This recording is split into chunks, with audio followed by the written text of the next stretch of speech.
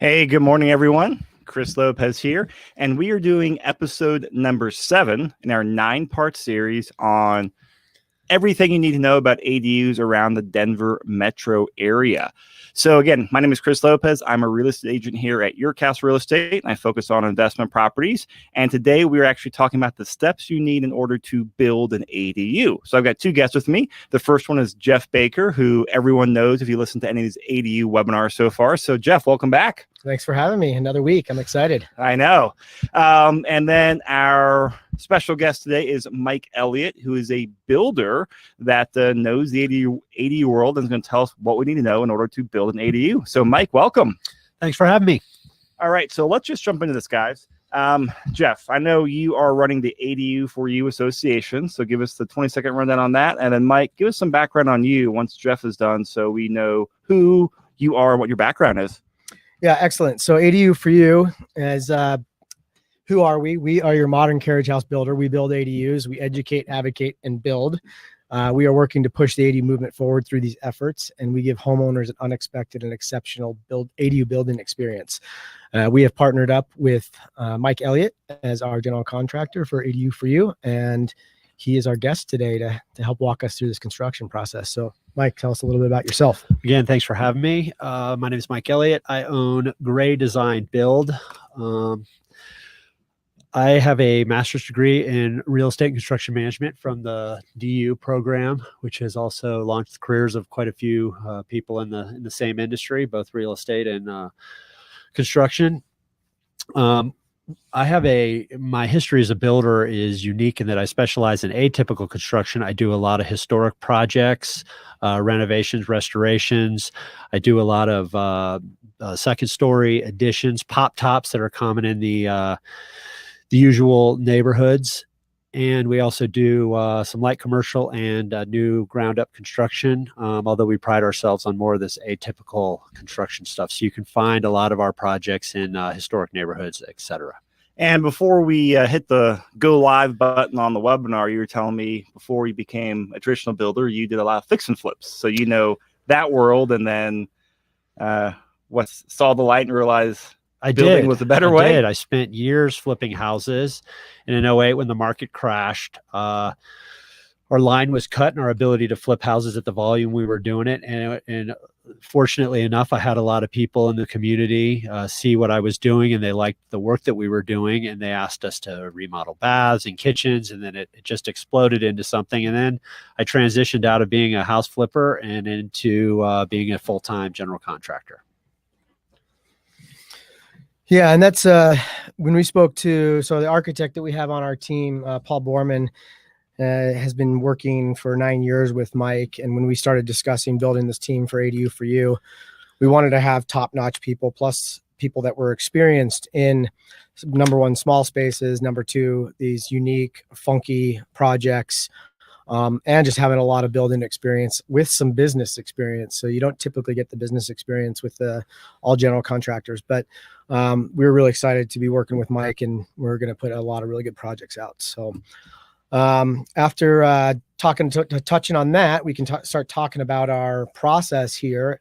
Some of this we've touched on previous webinars, and that's okay because maybe not everybody's watching them, and some of these steps have to be touched on. But first steps in doing this, really, before you even think about construction, is your property zoned?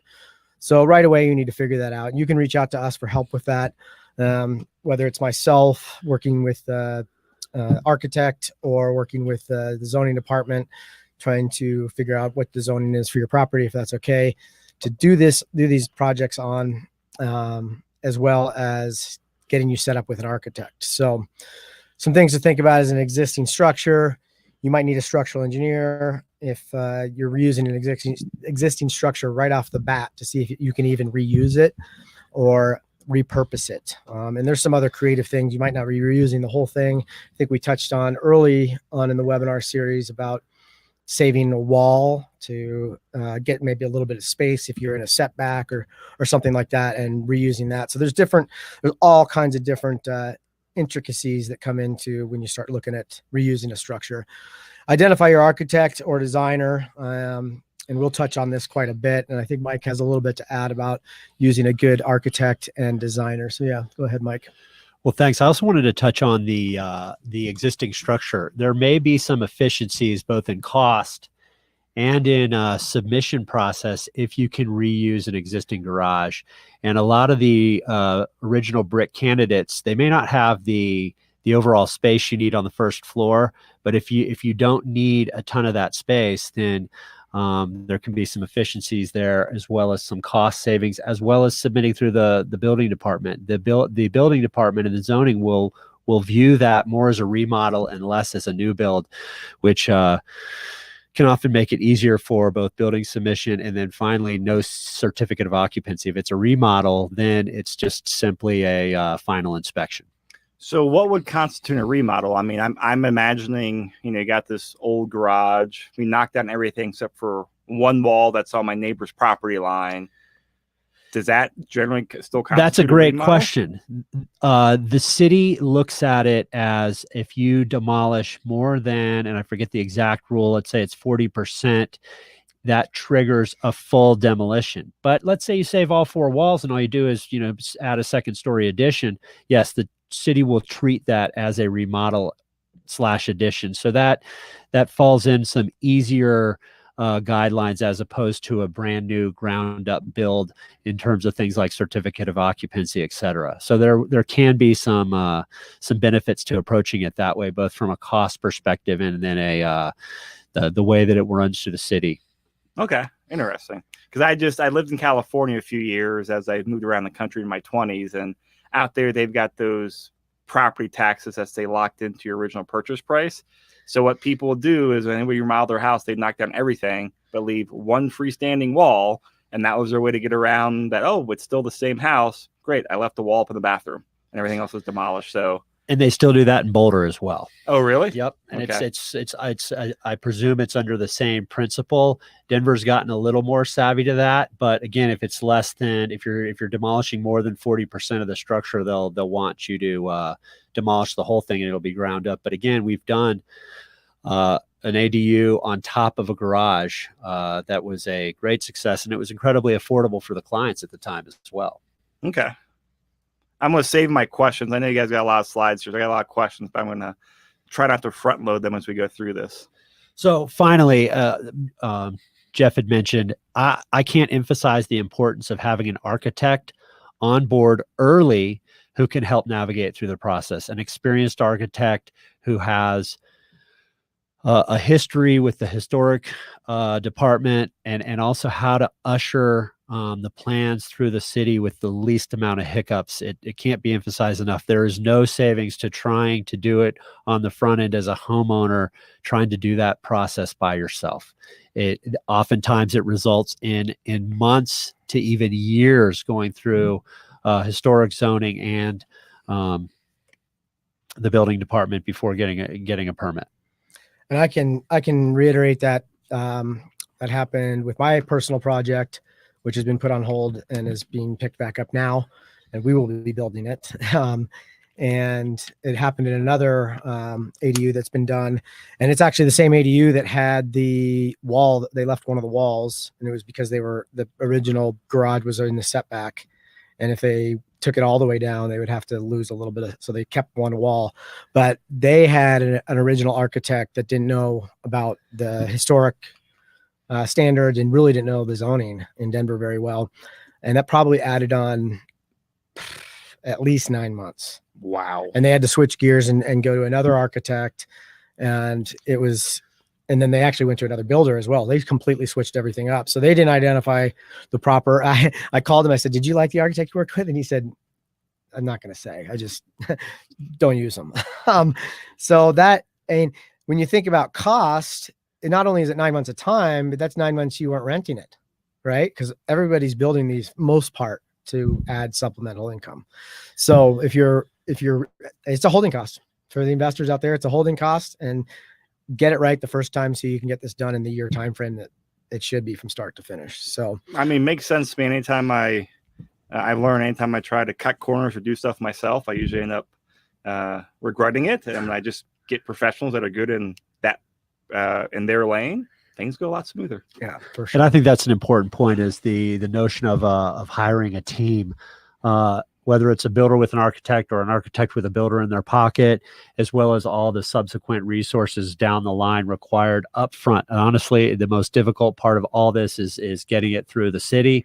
And so with a structural engineer in your pocket, a surveyor, everyone that fulfills the building department submission criteria, and knowing what those expectations are up front to help make it seamless is a huge value in saving money and time. Because again, to reiterate what Jeff said, is that the longer this project takes, the more it costs in either lost rental income, Or et cetera. redos. Yeah.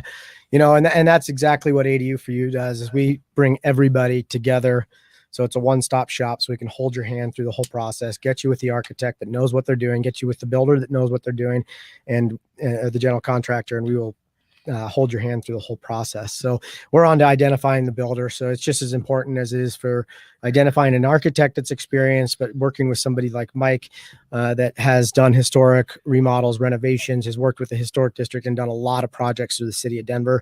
It's going to help all these hiccups, because basically anytime you submit this stuff, you're going to have something come back from the city that you're going to have to change. But if you can limit that up front by understanding the zoning and building code, then you aren't going to have 14 of those, hopefully. And if you can also get on with somebody good and have good communication with the city, that's going to help you as well, because if they're not capturing all the changes that they're requesting up front, it's going to be more back and forth. So do you have anything to add about the building side of that, Mike, right now? Not at this time. Okay. So next step, if you identify your builder and your architect, let's start having these discussions and let's get your ideas onto paper. And we're very fortunate to have worked out with our architect on our team to be able to do a conceptual design for a fairly low cost, which I say is, it's an investment to see if it's worth to do this project, or if you're going to be able to afford to do this project before getting too far down the line. A lot of designers or architects will bid you the whole package to do the whole thing all the way to permitting, and they don't really have the conceptual broken out. But we're able to do that for you. About around $1,000, we can get you a very simple sketch of what this is going to look like, and Mike can do a bid off of that and be pretty close to the. Yeah, this is really important. So I think the involvement of a builder up front in the early stages of the process can be really helpful and beneficial. Because these are miniature houses, if I have a basic footprint of the house and that won't change, I can bid quickly off of a simple unit cost basis. I know what a square foot of poured and finished concrete is. I know what a lineal foot of foundation wall for this is. I know what the framing costs are on a per square foot basis, which allows me to turn around numbers very early in the project to help establish a budget. And that's what everyone really wants to know, is how much is it going to cost, because they got to figure out how they're going to do that. So if you get to past that point, you've seen your conceptual, you're ready to go. The budget, it seems right. You're working on getting financing. Everything looks like it's a go. You're going to go ahead and dive deep into getting all the schematics done with MEP, mechanical, electrical, plumbing, put into the drawings and ready to go into permitting. If you're in a landmark district, you're going to need to go to your neighborhood design review, which most neighborhoods have.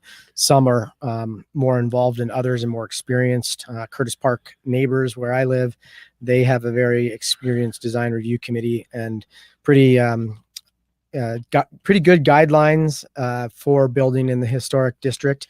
And it's all based off of the neighborhood plan. And they will work with you to make sure that design is right, so you don't go to landmark and get shut down multiple times. The goal, they're not necessarily your advocate, these neighborhood design reviews, but they should be setting you up for success and telling you what you need to do to meet their guidelines so you can get through landmark, because landmark does take into consideration heavily what the neighborhood design review will say to that. So that is an additional step and can be an additional hurdle, but don't be scared. It's not that bad. You can get through it, and going to the public hearings isn't that bad either. So then you're going to submit to zoning and permitting. And unfortunately, the way the process works right now, if you have variances, you have to get your plans officially denied before you can get the variance. So if you don't have any variances and you're building within the code, then you're not going to have that issue. But we've talked about this on previous episodes, that if you need a variance, it's something to think about. You could go through the whole process of drawing these plans, submitting them, getting them denied from zoning, and then having to go to the Board of Adjustments and then getting denied from them and still have to go back and start over. So it's something you want to think about. It could add an additional 6 months onto the time frame, depending on how busy Board of Adjustments is, how busy zoning is to get your official denial. That's something that we're hopefully going to be working on with the city to change in the future to make this easier. Like, you should, if you know you need a variance, you shouldn't have to go through a full submittal. You should just say, we need a variance. Can we get a quick denial and send this over? And then this seems pretty simple, but then you're gonna get your permits and you're ready to start going. So you have anything to add to that, Mike? I think just to circle back to the role of the architect in this, is that it's been my experience on all my projects that involved historical or any kind of Board of Adjustments, denied variances. The Paul Borman, who I've worked with for many, many years, has sat in and helped usher this through in a way that's efficient enough to predict what kind of issues will be encountered, either going through the Board of Adjustments, historic, et cetera. And so I can't emphasize enough the role of having an architect help walk through this. And Paul has been willing to sit at these meetings just because he understands the process and every historic project we've ever applied for, we've been granted a building permit. So that's Really? a vote of confidence. That seems incredibly impressive, and I guess testament to you guys and what you do. Like, that is really impressive. Absolutely. Yeah, and that's why we were so excited when you came across Paul and Mike. It's just such a great addition to our team to be able to do the best job, that make this the easiest for the homeowner and save them money because of whether it's a holding cost or a redo cost, trying to avoid those hiccups and really know what's going on when you go in there. And having that relationship with zoning is great. To be able to go in there and talk to them and know exactly what they're talking about and get it fixed right away or ahead of time. Yeah, I'm sure, like, me walking in there, just average homeowner, versus you and your architect walking in there, probably get two different types of responses. Absolutely. You guys have a track record. Absolutely. And yeah, I think Paul's done about 400 homes since 1990. So he's been in practice since 1990. I think the team with Paul and Mike, you've done at least 40 projects together. Is that correct? That's correct. I would say at least probably 14, maybe as many as 20. Also on my website, you can see a lot of photos, and a lot of those are all historic as well. I also have I usually also have an active portfolio of historic projects that clients can visit with me if they want to see the work, the processes, the neighborhoods, etc. So. All right. So we'll talk a little bit about the actual process, and this will be a lot of Mike's side. We start off with exterior work on these. So obviously you're going to break ground, and then Mike, do you want to just kind of walk through these? Sure. The most important thing to know is that, again, we're building a miniature house, so it follows the critical path. There's a sequence of dependencies that, if followed accurately, the client can build some confidence around knowing a schedule. And so some of these, they're just the basic processes are to go into detail wouldn't be relevant, other than we follow the critical path, and the client can follow this in real time, usually through shared scheduling. So here's some important milestones. Usually it takes a couple weeks to prep the area for foundation and pour the foundation walls. It usually takes a couple weeks to frame, so you can actually see a full structure erected, or the shell of it, within 5 to 8 weeks. That's a fair expectation for a client, which is exciting to see that level of process, or to see that level of kind of accomplishment through the different stages. And I want to just talking about breaking ground and pouring foundation. So what's it? Because I imagine it's very different if it's great. I just got dirt back there versus, hey, I've got my garage from the 1920s back there and I want to build on top of it.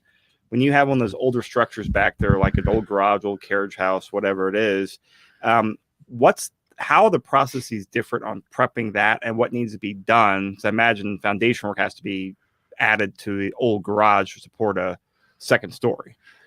Sometimes that's the case. Sometimes there's some. I mean, in the early assessment in the project, we can determine whether the walls are usable for an existing brick structure, which will, through with both the structural engineer, the architect, and the builder, in conjunction with one another, we can determine that.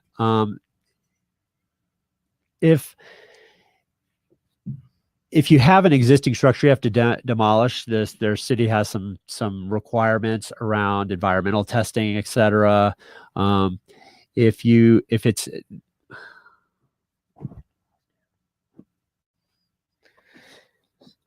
Yeah, so I'll fill in a little bit there. It's like my project, for example, I've got an existing 1890 garage sitting on dirt. So the plan there would be to kind of take out a third of each of the wall, dig out underneath it, and pour foundation as we go around. Okay. But the walls should be good. We're going to put in some additional metal framing for the roof to carry the load on that second story, because right now it's just wood right now. But yeah, I think that if you're converting an existing, you're definitely going to have to just address the foundation. Okay, cool. And I imagine it depends on a lot of things on every single property when you come into doing that. So let's talk about a couple things that I think are probably important to know up front is the existing condition of your sewer line. The sewer use and drain it. The wastewater department has strict guidelines. If you have an existing clay sewer line, this is important. A lot of the old neighborhoods, they all have clay lines, and the city wants to see them upgraded, which I think is good for our infrastructure. But that can pass through an additional unforeseen cost. Some get lucky; they've already had their sewer line replaced, and if it goes in a certain direction underneath the foundation and it meets the Schedule 40 materials requirement, it may be fine. But oftentimes the client should factor, particularly the neighborhoods that are now zoned for ADUs, that likely they're gonna incur that additional cost for a new sewer line from the house all the way to the city saddle.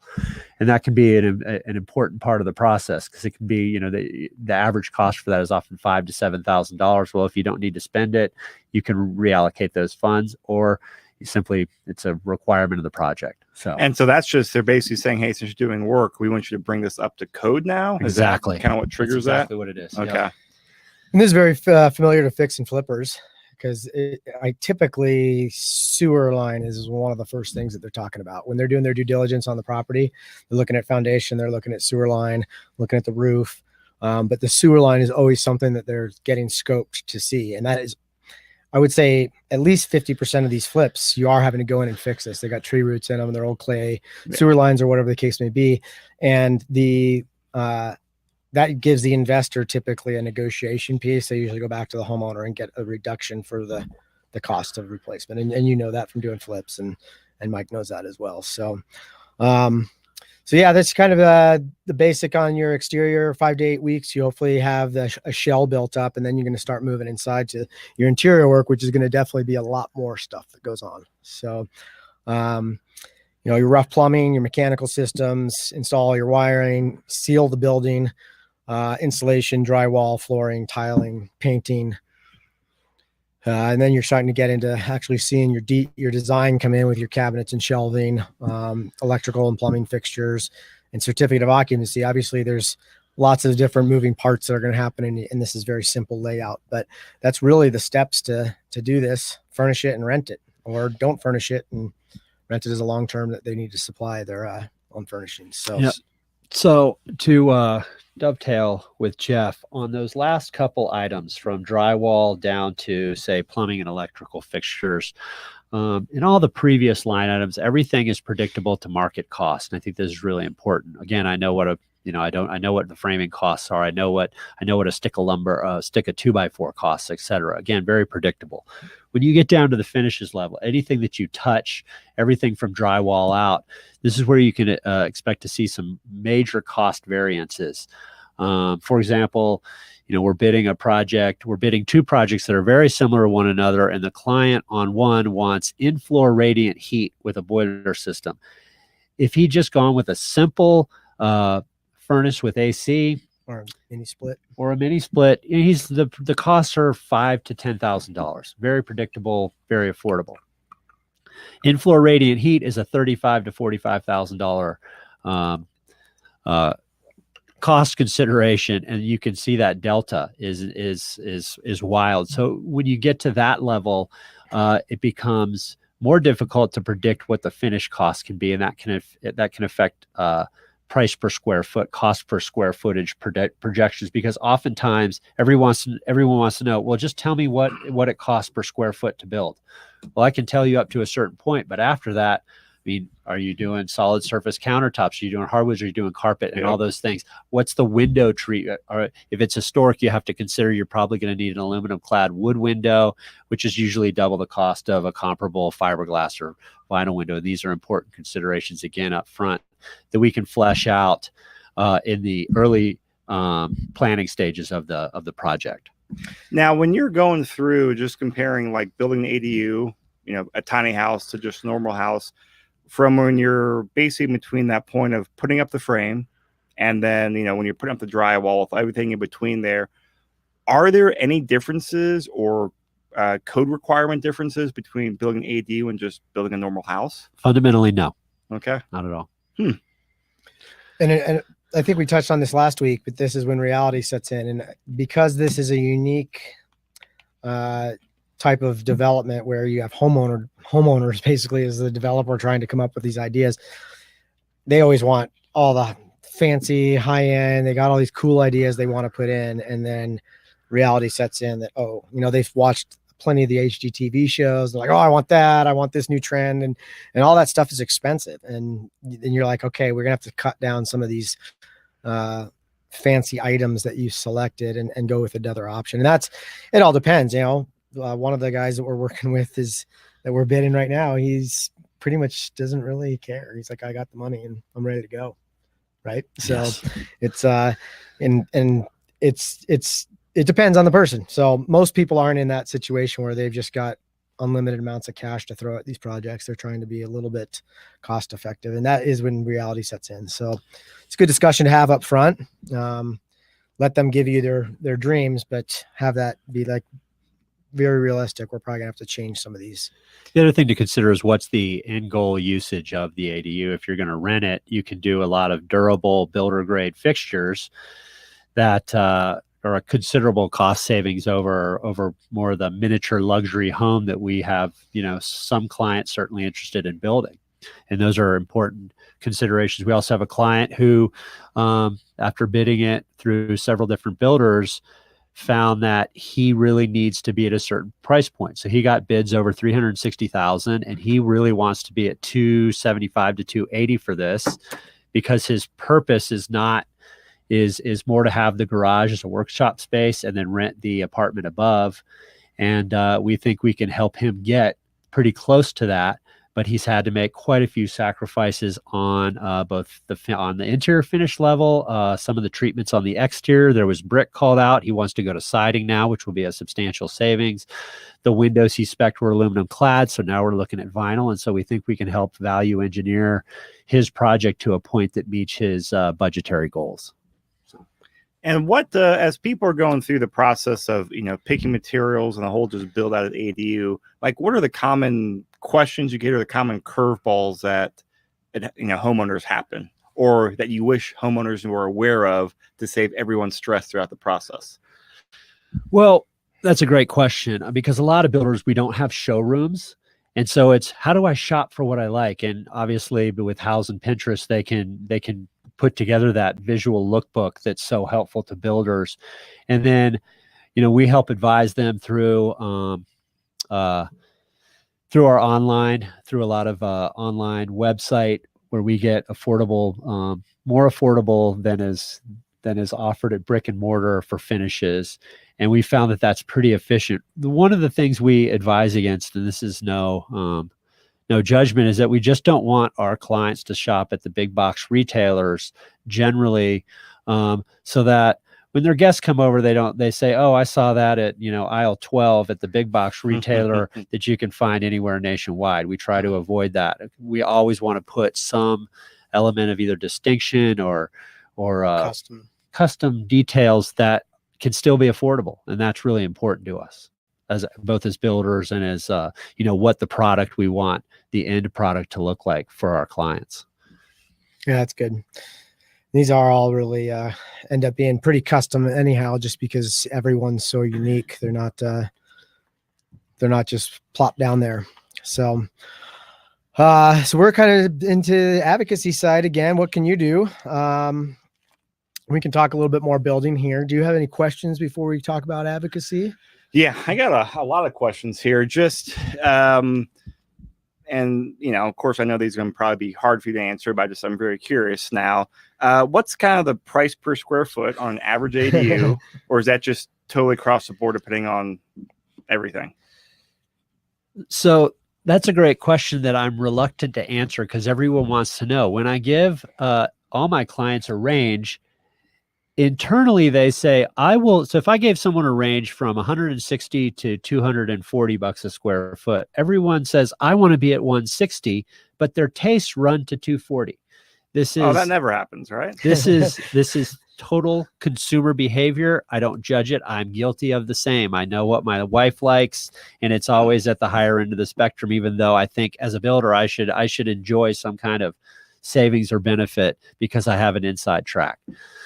So it's difficult to do that. Okay. The more appropriate way to give the answers, instead of on a price per square foot, why don't we say that I think to establish some benchmarks, you could probably build an entry level ADU.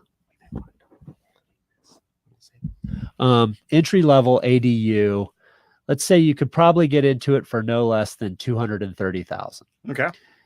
Now, everyone, when they hear that, they're going to say, oh, I want my $230,000 ADU. But what we're seeing is closer to the mean between $230,000 to $400,000. And is that just because as you go through the process, they want more, just kind of like standard things creep up as we look at details? Absolutely.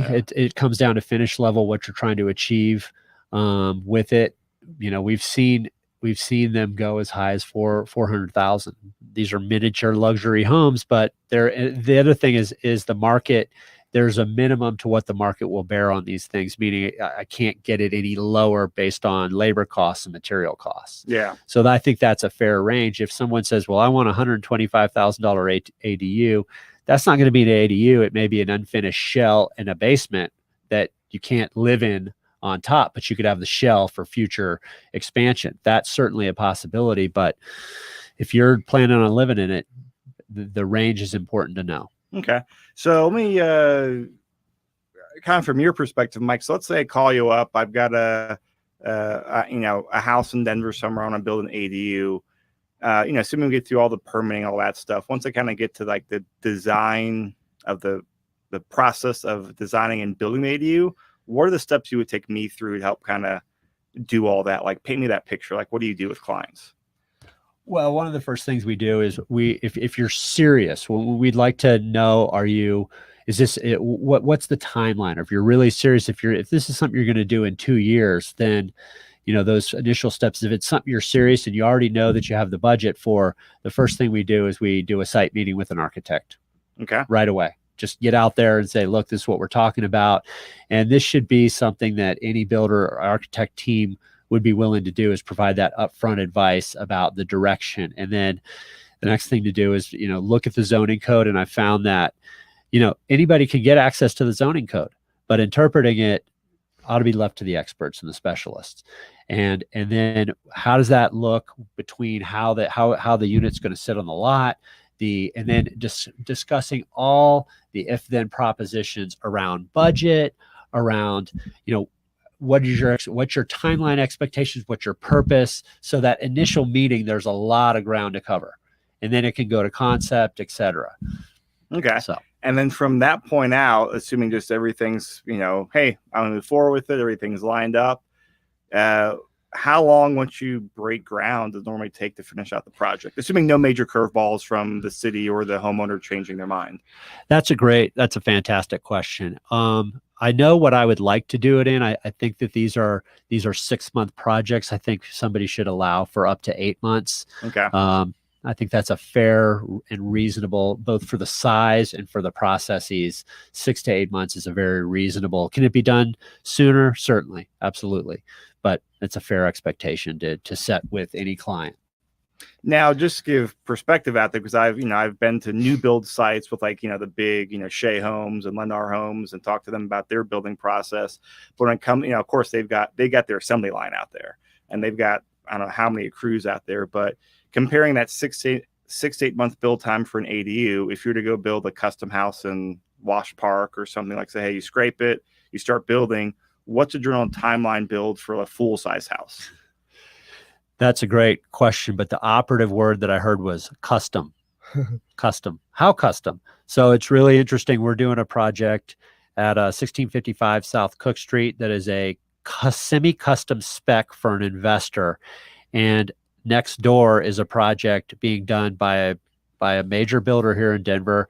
And I have to tip my hat to them. They have done this project and they'll probably be completely done with it in 6 months, whereas we're at 8 to 10 months.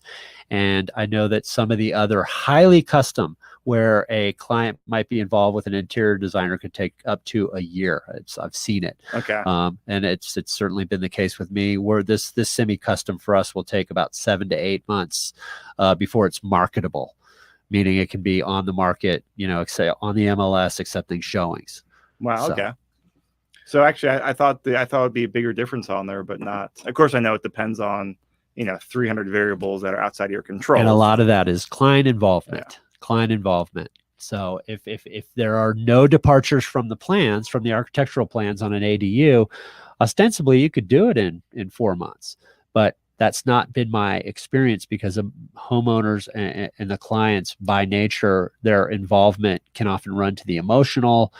And usually this is very positive, but that often implies change in finishes, and that it really affects schedules. So, and just to add into that, a lot of homeowners expect this. Oh, it's just so small. Why does it take so long? But you're still building a complete mini house. So you need every single step that you do to build the big house.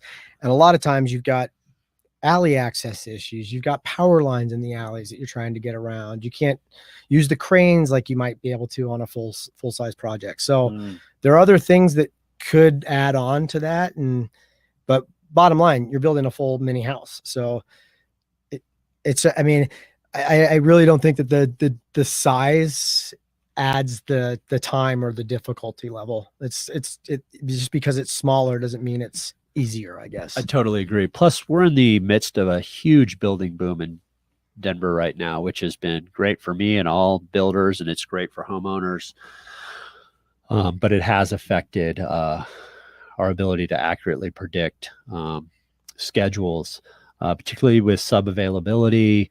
A lot of my subs are very loyal to me, and I don't seem to have a shortage, but it is a virtual smorgasbord out there for them in terms of their ability to go get business anywhere they want. And you talk to any of the other, successful builders, all our struggles are common to one another. Availability of our subs and material cost increases.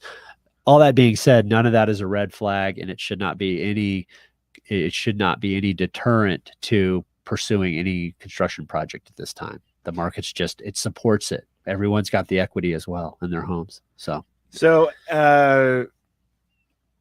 someone, says they want to build an ADU, they want to call you up to start the build process. Like, what information would you like them to know? What expectations can you set? Because as you said, it's competitive out there. And of course, anyone's competitive out there now. We got more work than they need right now, especially for like the A+ builders. You guys probably have, way more demand than you can provide right now. what makes a client stand out to you, like, hey, that'd be a great client to work with, that'd be a fun one to work with, and this would be just a good project? Well, that's another fantastic. These are very insightful, helpful questions. I think can they align themselves with a team? If they're prone to doing it themselves, if they think I want to do this, but I'm gonna try and navigate the front end independently without the architect, I'll do that later. That's a lot of spun wheels for quite a while and so their expectations immediately needs to be, I'm going to be doing the research on this for a year alone before I've talked to the right people. If they're willing to talk to the right people up front and integrate the process, then I don't know how long they should expect to get a permit. That becomes the question, because on my end, the second we have the permit, it's very predictable. It becomes a different discussion up front, and how do we help the client understand that process? And that's why I think, again, I just keep circling back to it. It's imperative to have the right people on the team up front in the early stages of consideration. Makes sense. So yeah, and I think that, I mean, we're willing to work with all kinds of people, but it's just you got to set those expectations. If they're going to be more difficult of a client and maybe not our favorite to work with, that it's just going to take more time. And I think you tell them that, like, a lot of this is dependent on you.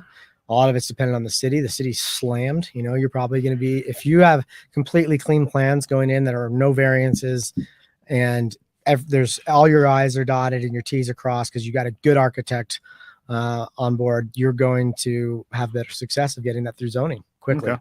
Okay. If you don't, you're going to it's going to add on. I mean, 3 to 4 months, hopefully you're going to get it out of zoning. But to help clarify your question is, between the time that you commission the architect to do the drawings and the time it takes, you should plan for a minimum of 4 to 6 months. I think that's a reasonable time frame. Can you accelerate that? Certainly, but that's a fair time to go through the design iterations required, and then to get the other people, pending the issuance of a complete construction document, the structural engineer, the surveyor who needs to do the survey. Those are important considerations for how long the front end of it, the administrative part of the process. Okay, good to know. And we've been saying about a year. Plan on a year. Once you engage us till you're done, hopefully we can get all this done in a year. So. Perfect. All right. Well, those are all my questions I had for you guys. So I'll let you know you want to move on to advocacy, unless you had some other questions pop up for me. Yeah. And our next webinar is actually all about advocacy, but we've been touching on it a little bit on every single one that we've done. So sign up for our newsletter at youradu.com. Sign up for our meetup. If you're not on Meetup, you can go to meetup.com and join that. You can search Colorado ADU backyard property investors, but if you just put in Colorado ADU, you'll find it on Meetup. And tune in for our next webinar, which will be next. And then we got another one next week.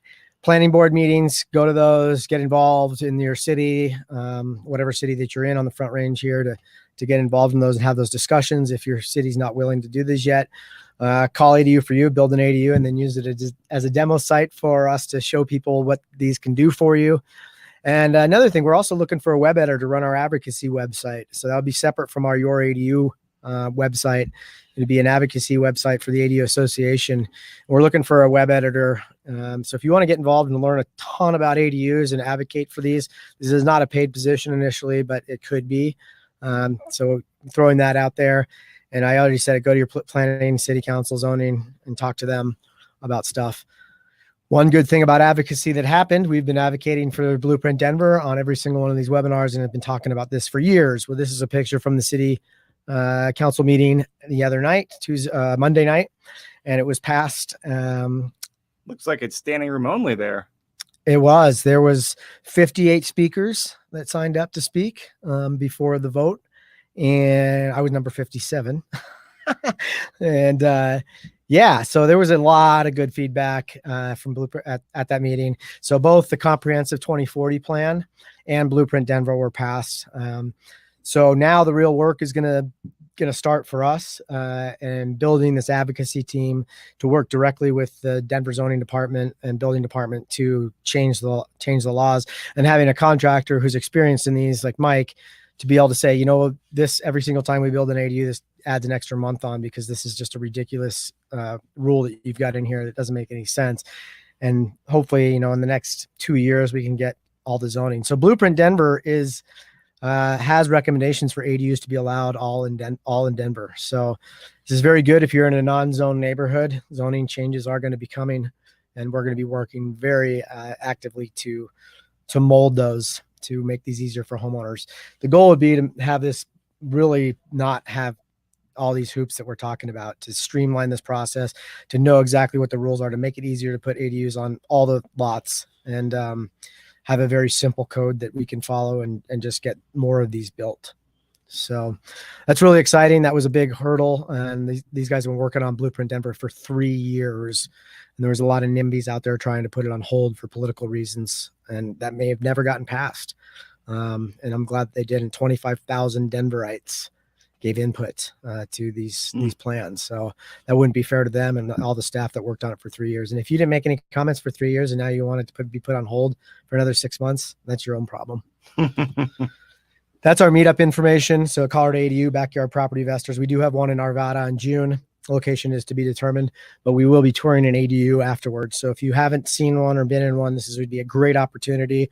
We had a meetup last week, which was excellent. We toured a ADU in the Highlands, and it was really cool. It was really beneficial. Actually, that property owner was at the Blueprint Denver, the planning board or the city council meeting the other night. So pretty cool.